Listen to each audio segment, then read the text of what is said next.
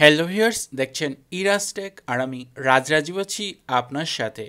Viewers, আপনি যদি নতুন একটি আইফোন ক্রয় করেন তাহলে সেই আইফোনটি অন করার পর কীভাবে সেট আপ করতে হয়, বা আপনি যদি কোনো কারণে আপনার আইফোনটি রিসেট করেন সেই ক্ষেত্রেও কিন্তু আপনার আইফোনে এরকম হ্যালো স্ক্রিন চলে আসে এবং সেটা কীভাবে সেট আপ করতে হয়, কোথায় কি সেটিং করতে হয়, এই বিষয়টা অনেকেই ক্লিয়ারলি বুঝতে পারেন না। আজকের এই ভিডিওতে সে বিষয়টাই শেয়ার করব।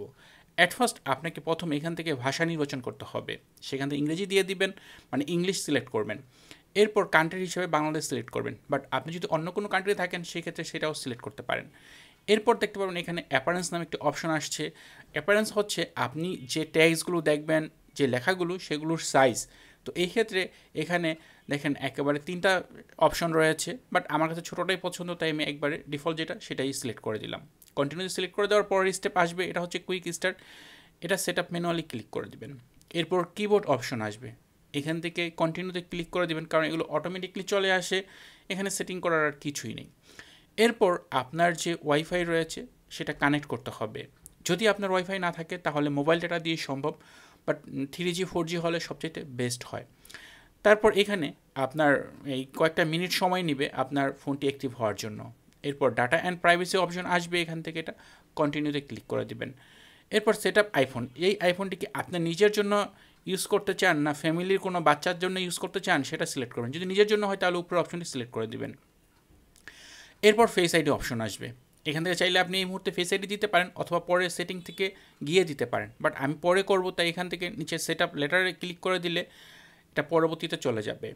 এরপর ক্রিয়েট এ পাসকোড, এখান থেকে সেমভাবে আপনি চাইলে 6 ডিজিট পাসকোড বা 4 ডিজিট পাসকোড, অথবা চাইলে যে আপনি পরে সেটিং করবেন সেটাও করতে পারেন, কারণ যখন আপনি ফোনটি অ্যাক্টিভ করবেন ওই মুহূর্তে তাড়াহুড়া করে আপনার এই ধরনের কোনো কাজ করার প্রয়োজন নেই, পরে ধীরে সুস্থে দিবেন। এরপর এখানে দেখেন transfer your apps and data, এটা খুবই ইম্পর্টেন্ট একটা সাবজেক্ট। এখানে আসার পর বিশেষ করে আপনার ফোন যদি আগে থেকে যে আইক্লাউড ব্যাকআপ করা থাকে, ধরুন আপনি আগে আইফোন ইউজ করতেন, সেই ক্ষেত্রে আপনার আইক্লাউড ব্যাকআপ করা রয়েছে, সেই ক্ষেত্রে যে আপনি এখান থেকে ফরম আইক্লাউড ব্যাকআপে ক্লিক করবেন। আর যদি আপনি অলরেডি একটা আইফোন রয়েছে, সেই আইফোনটি ব্যবহার করছেন, সেই ক্ষেত্রে আপনি যে ফরম অ্যানাদার আইফোনে ক্লিক করে সেই আইফোনের সকল ডেটা এই আইফোনে নিয়ে আসতে পারবেন। এরপর অপশন হচ্ছে ফরম ম্যাক অর পিসি, আপনার যদি ম্যাক কম্পিউটার বা পিসি থাকে তাহলে সেই ক্ষেত্রে আপনার পিসিতে যদি আগে থেকে কোনো ব্যাকআপ করা থাকে সেই ক্ষেত্রে আপনার এই যে অপশন রয়েছে ম্যাক অর পিসি, এখানে ক্লিক করে আপনি সেটা এখান থেকে নিয়ে আসতে পারবেন। এরপর হচ্ছে ফরম অ্যান্ড্রয়েড, আপনি আগে অ্যান্ড্রয়েড ফোন ইউজ করতেন, এখন নতুন করে আইফোনে শিফট হয়েছেন, সেই ক্ষেত্রে আপনার যে অ্যান্ড্রয়েড ফোনের সমস্ত ডেটা, ছবি, ভিডিও, তারপর হচ্ছে হোয়াটসঅ্যাপ ডেটা বলেন বা কন্ট্যাক্ট নাম্বার বলেন, সহ যাবতীয় সব কিছুই কিন্তু নিয়ে আসতে পারবেন। এই জন্য একটি অ্যাপস রয়েছে অ্যান্ড্রয়েড ফোনের, যার নাম হচ্ছে মুভ টু আইওএস, সেই অ্যাপটির মাধ্যমে আপনি নিয়ে আসতে পারবেন সব কিছু। তো আমি এই মুহূর্তে কিছুই করছি না, তাই ডোন্ট ট্রান্সফার অ্যান্ড মুভ এই অপশনটি ক্লিক করে দিলাম।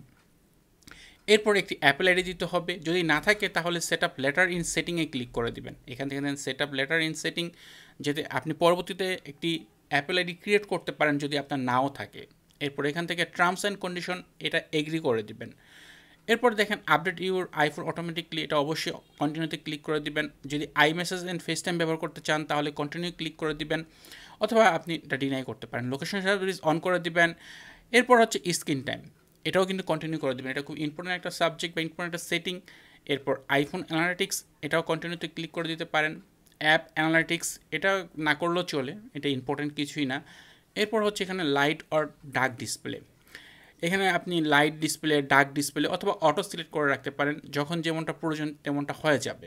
তো এই ক্ষেত্রে লাইট বা ডার্ক আপনার যেটা পছন্দ সেটাই করতে পারেন। এরপর দেখেন ওয়েলকাম টু আইফোন স্ক্রিন চলে আসছে। এখন আপনার যে এই অ্যাপগুলো ব্লার দেখতেছেন, এগুলো আপনার ফোনে নেট কানেকশন থাকলে অটোমেটিকভাবে এগুলো এই অন হয়ে যাবে, একটু সময় লাগবে কয়েক মিনিট। এরপর আপনি চাইলে সেটিংয়ে গিয়ে একটি অ্যাপেল আইডি লগ ইন করতে পারবেন, অথবা যদি আপনার অ্যাপেল আইডি না থাকে তাহলে একটি অ্যাপেল আইডি আপনি তৈরি করে নিতে পারেন। কীভাবে একটি অ্যাপেল আইডি তৈরি করতে হয় তার ভিডিও চ্যানেলে দেওয়া রয়েছে, ভিডিও ডিসক্রিপশনেও লিঙ্ক দেওয়া থাকবে, খুব সহজে আপনি সেই ভিডিও দেখে একটি অ্যাপেল আইডি তৈরি করে নিতে পারেন। তো এই ছিল ভিডিও, যে নতুন একটি আইফোন ক্রয় করার পর অথবা রিসেট করার পর কীভাবে আপনি সেই আইফোনটি ওপেন করবেন। আশা করি ভিডিওটি আপনাদের জন্য হেল্পফুল হবে। ভিডিওটি ভালো লাগলে ভিডিওতে লাইক দিবেন, কমেন্ট করবেন, চ্যানেলটি সাবস্ক্রাইব না করা থাকলে নিয়মিত আইফোন রিলেটেড ভিডিও দেখার জন্য চ্যানেলটি সাবস্ক্রাইব করে নেবেন। কথা হবে পরের ভিডিওতে, সে পর্যন্ত ভালো থাকুন, সুস্থ থাকুন, আল্লাহ হাফেজ।